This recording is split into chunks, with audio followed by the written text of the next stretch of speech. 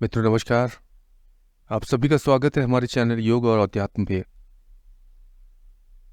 मित्रों, आज का जो विषय हमने लिया है वो बहुत ही महत्वपूर्ण है। वह है ध्यान।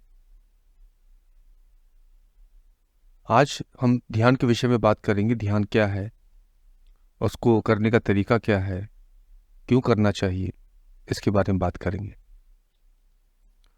मित्रों, वर्तमान समय में मानव अपनी भाग दौड़ भरी जिंदगी में बहुत व्यस्त हो गया है और अधिकांश लोग इसी व्यस्तता की वजह से अनेक शारीरिक व मानसिक रोगों से ग्रस्त होते जा रहे हैं। तनाव, डिप्रेशन, उच्च रक्तचाप आदि समस्याएं बहुत तेजी से लोगों में फैल रही और अधिकांश व्यक्ति इसमें इन समस्याओं से पीड़ित है।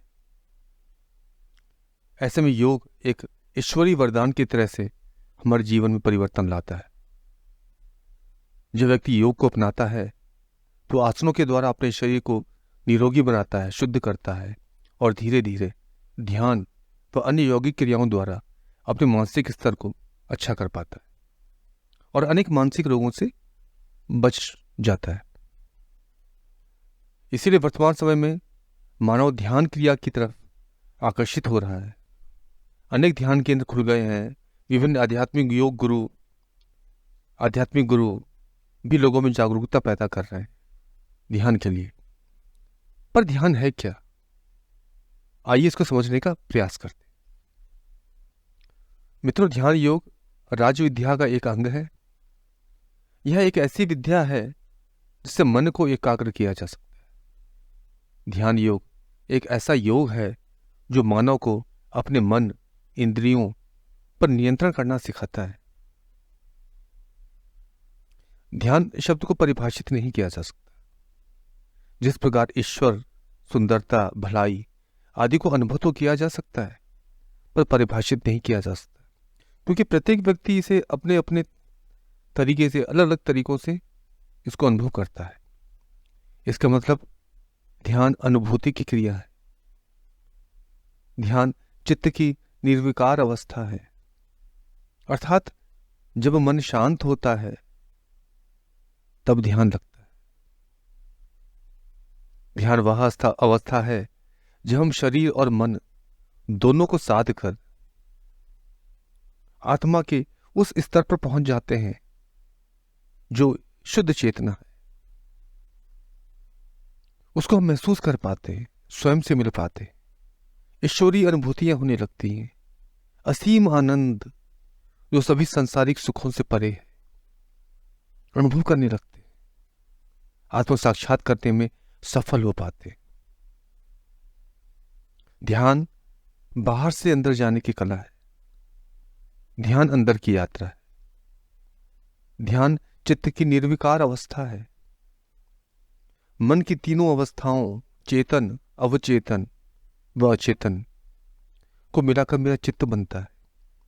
जब इन तीनों स्तरों पर उसके कार्यकलाप रुक जाते हैं, थम जाते हैं, तो मेरा मन अत्यधिक शांत अवस्था में पहुंच जाता है और साधक बहुत गहरे ध्यान की अवस्था में पहुंच जाता है। उसको गहरा ध्यान हो जाता है, अनुभव करने लगता है गहरे ध्यान की अवस्था, उसको आनंद आने लगता है। योग दर्शन में 8 अंगों में जो ध्यान है उसको वो 7वें अंग पे आता है। प्रारंभिक 6 अंग भी ध्यान के ही सहायक अंग माने जाते हैं।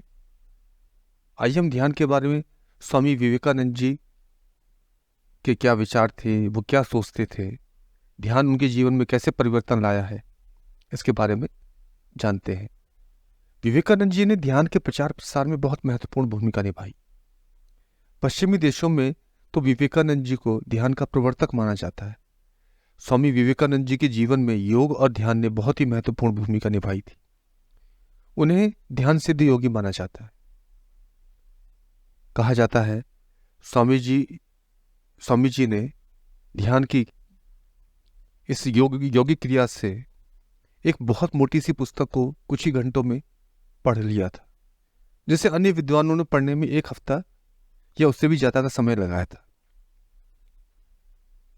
24 दिसंबर 1892 में स्वामी जी कन्याकुमारी पहुंचे, जहां उन्होंने एक चट्टान पर 3 दिन तक ध्यान कर अपना संपूर्ण जीवन मानवता की सेवा में करने का संकल्प लिया था। इस घटना को 1892 के कन्याकुमारी संकल्प के रूप में जाना जाता है। पश्चिमी देशों में ध्यान के विषय में बहुत कार्य हुआ है, शोध हुआ है, और इससे यह निष्कर्ष निकला है कि ध्यान की अवस्था में हमारे शरीर और मन में बहुत चमत्कारिक क्रांतिकारी परिवर्तन होते हैं। शरीर व मन में तनाव कम होना, हृदय गति कम होना, ऑक्सीजन की खपत कम होना, मस्तिष्क में अल्फा तरंगों का पैदा होना, जो किसी अन्य क्रिया द्वारा संभव नहीं।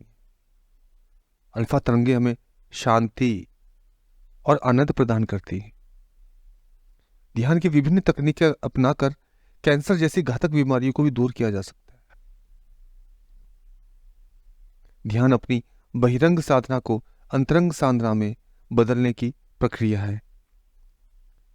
हम प्रतिदिन आसन प्राणायाम करते हैं, अपने शरीर को निरोगी बनाते हैं, और एक स्वस्थ शरीर में ही एक स्वस्थ मन रहता है।